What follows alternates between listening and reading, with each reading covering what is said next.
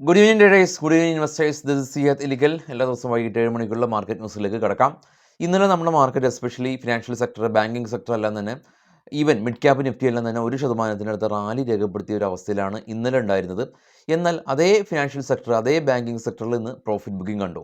Profit ബുക്കിങ്ങിന് ചുക്കാൻ പിടിച്ചത് HDFC ബാങ്കാണ്. HDFC ബാങ്ക് മാത്രം 2%-ലേറെ ഇന്ന് പ്രോഫിറ്റ് ബുക്കിംഗ് കണ്ടു.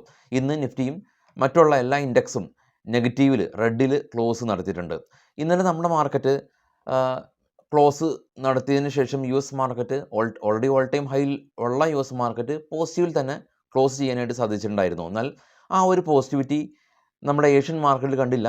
ഏർലി മോർണിംഗ് ഏഷ്യൻ മാർക്കറ്റ് നെഗറ്റീവായിരുന്നു. ഏർലി മോർണിംഗ് ഫ്യൂച്ചർ നെഗറ്റീവായിരുന്നു. ഇപ്പോഴും ഈവൻ ഫ്യൂച്ചർ നെഗറ്റീവാണ്.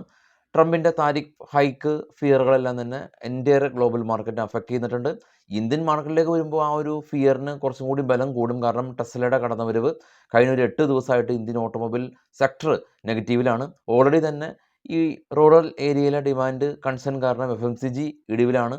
കൂടാതെ തന്നെ പുതിയതായിട്ട് ഫാർമ സെക്ടറും ഒരു പ്രോഫിറ്റ് ബുക്കിംഗ് കണ്ടു. കാരണം യു എസിലെ അവിടെയുള്ള ഫാർമ കമ്പനീസിനെ എൻഹാൻസ് ചെയ്യുന്ന പദ്ധതികൾ ആവിഷ്കരിക്കുമെന്നുള്ള ട്രംപിൻ്റെ പ്രസ്താവന ഇന്ത്യൻ ഫാർമാസ്യൂട്ടിക്കൽ കമ്പനിക്ക് അത് ഒരു ക്ഷീണമായിട്ടുണ്ട്.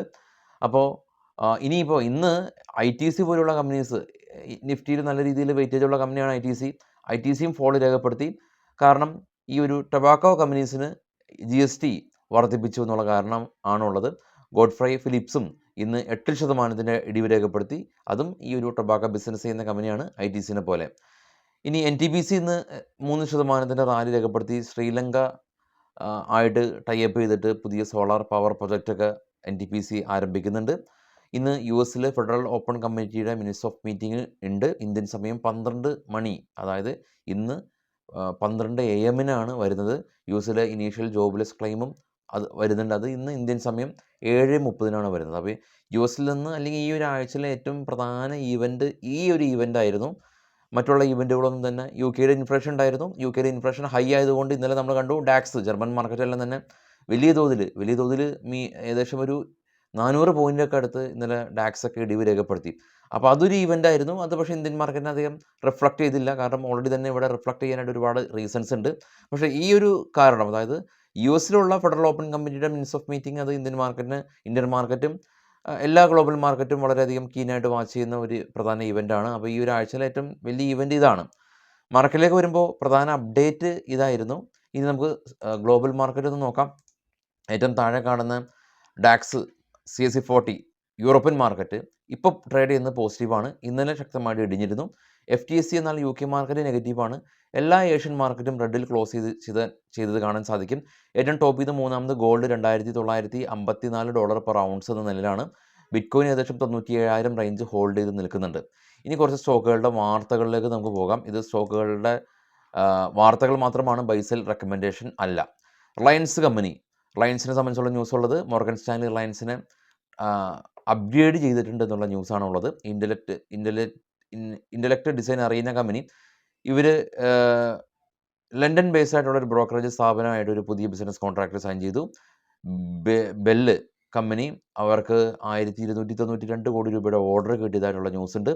റെയിൽടെൽ കമ്പനിക്ക് ജമ്മു ആൻഡ് കാശ്മീർ, ലഡാക്ക് ഹൈക്കോർട്ടിൽ നിന്ന് ഒരു പുതിയ ഓർഡർ കിട്ടിയതായിട്ടുള്ള ന്യൂസ് ഉണ്ട്.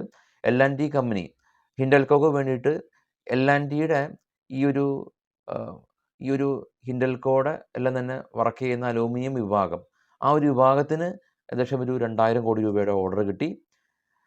റൈറ്റ് ഗെയിൻ കമ്പനി ഇന്ന് റാലി രേഖപ്പെടുത്തി. നോകെയർ എന്ന് പറയുന്ന തായ്ലൻഡ് ബേസ്ഡ് ആയിട്ടുള്ള കമ്പനിയായിട്ട് പുതിയ ബിസിനസ് കോൺട്രാക്ട് സൈൻ ചെയ്തു.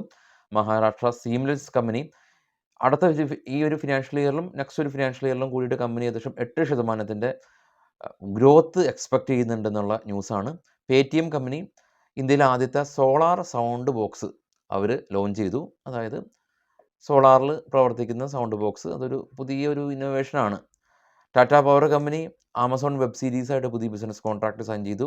ഐഡിയ ഫോർജ് കമ്പനി വിൻഗാർഡ് റോബോട്ടിക്കിൽ ഏകദേശം 16 കോടി രൂപയുടെ ഒരു ഇൻവെസ്റ്റ്മെൻറ്റ് നടത്തി.